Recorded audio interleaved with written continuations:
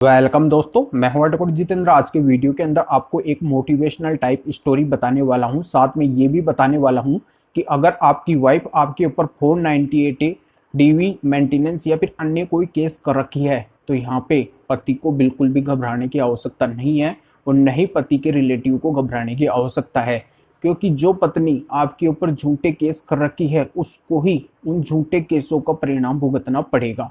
और परिणाम भी ऐसा भुगतना पड़ेगा कि वो कभी भी समाज में मुंह दिखाने लायक नहीं बचेगी और उसकी पूरी लाइफ खराब हो जाएगी।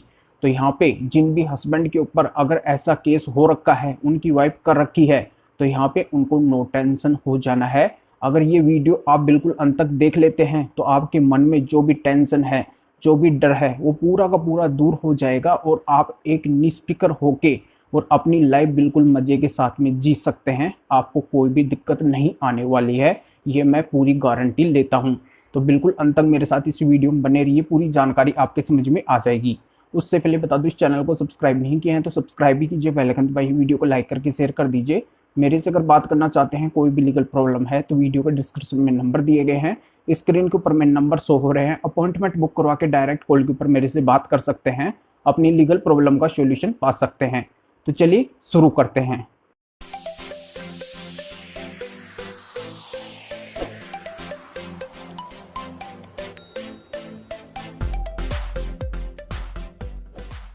तो दोस्तों, आपका डर दूर करने के लिए आपको एक छोटी सी स्टोरी बता देता हूं, जिससे आपका डेफिनेटली जो भी आपकी पत्नी आपके ऊपर झूठा केस कर रखी है तो उनको लेके जो भी आपके मन में डर है वो डर पूरा का पूरा दूर हो जाएगा।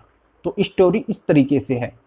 दो दोस्त रहते थे और दोनों दोस्तों में आपसी प्रेम बहुत ज़्यादा था। वो कहीं पे भी जाते थे तो दोनों साथ साथ में जाते थे। एक दिन उन्होंने डिसाइड किया कि हमें किसी काम से शहर जाना है और वो शहर चले गए। फिर वो वापस लौट रहे थे तो रास्ते में उनके एक जंगल पड़ता है, यानी कि उस जंगल से होके उनको गुजरना पड़ता है।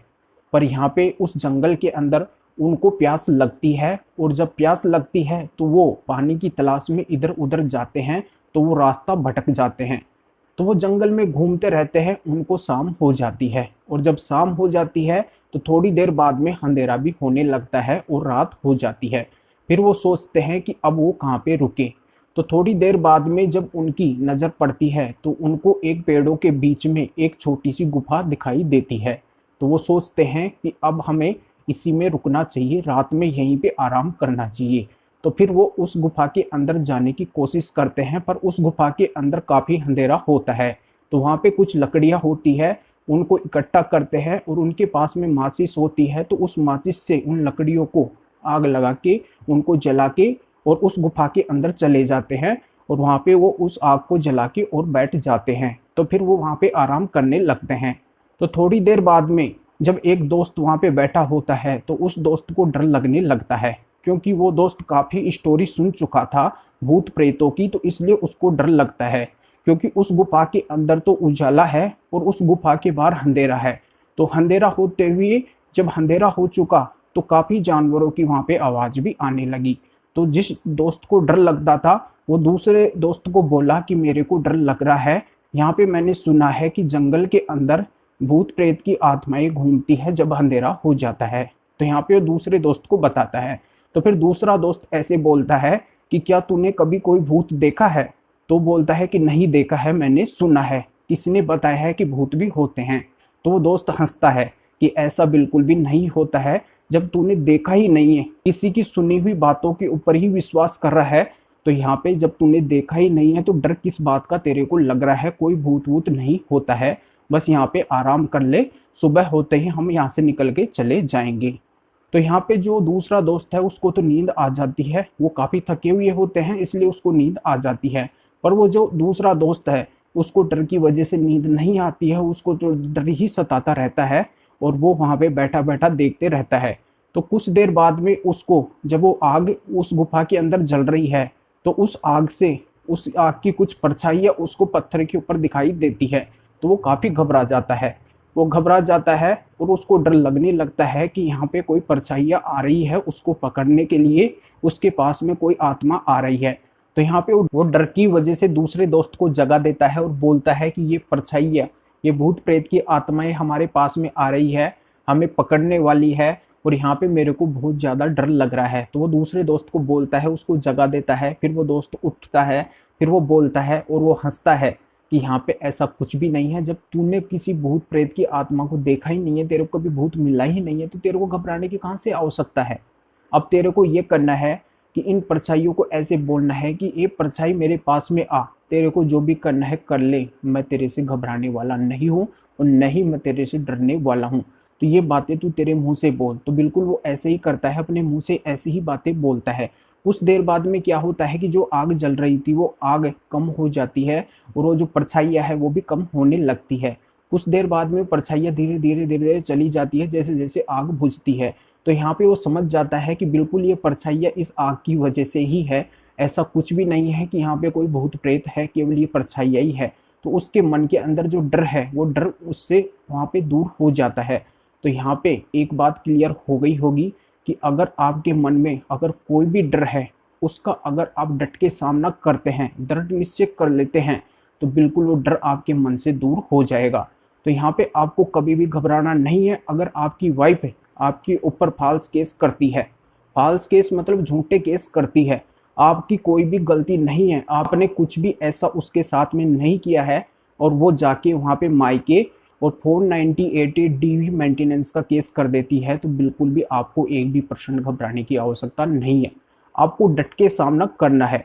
जैसे 498 डीवी का केस करती है तो उसको ही उन केसेस के एविडेंस देना होगा। उसका ही दायित्व तो बनता है कि उसके साथ में जो भी घटना हुई है वो एविडेंस दे, क्योंकि उसके पास में एविडेंस ही नहीं होंगे, क्योंकि उसके साथ में ऐसा हुआ ही नहीं है।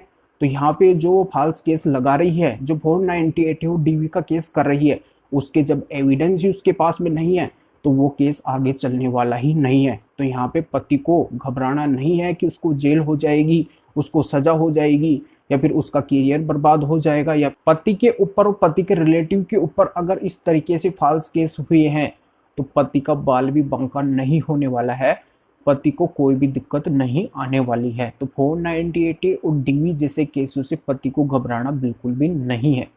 अब बात कर लूँ मेंटेनेंस केस की। तो मेंटेनेंस केस में भी क्या होता है कि वाइफ की साइड से मेंटेनेंस की डिमांड की जाती है, बिना वजह डिमांड की जाती है, जबकि हस्बैंड की कोई गलती नहीं है, हस्बैंड को वो छोड़ के गई है और जाने के बाद में वो मेंटेनेंस की और डिमांड कर रही है। उसके तरह तरह के पहले क्वेश्चन होते हैं कि मेरे को तेरे माता पिता के साथ में नहीं रहना है, मेरे को अलग रहना है। और यहाँ पे जब पति बोलता है कि मैं माता पिता को छोड़ के नहीं जाने वाला हूँ, तेरे को जो करना है वो कर ले, फिर वो ऐसा ही करती है, क्योंकि उसका साथ में रहने का मानस तो होता नहीं है, उसका एक षड्यंत्र होता है, क्योंकि वो पहले से उसकी प्लानिंग होती है। और इन सभी के बीच में वो अपने मायके जाके और मेंटेनेंस का केस और कर देती है। तो यहाँ पे गलती किसकी है? उस वाइफ की है, उस पत्नी की है। यहाँ पे हस्बैंड की बिल्कुल भी गलती नहीं है। तो यहाँ पे जब हस्बैंड की गलती ही नहीं है तो वाइफ को मेंटेनेंस किस बात का मिलेगा? वाइफ को मेंटेनेंस नहीं मिलेगा। वाइफ को एक फूटी कौड़ी भी मेंटेनेंस के रूप में नहीं मिलेगी।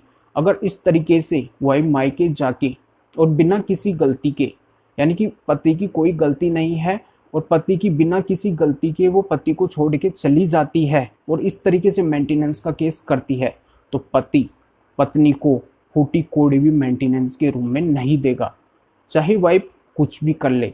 ज़्यादा से ज़्यादा क्या होगा? पति को 1 महीने की जेल हो जाएगी। पर ऐसी पत्नी को एक फूटी कोड़ी भी मेंटेनेंस का नहीं देना है अगर पति की गलती नहीं है।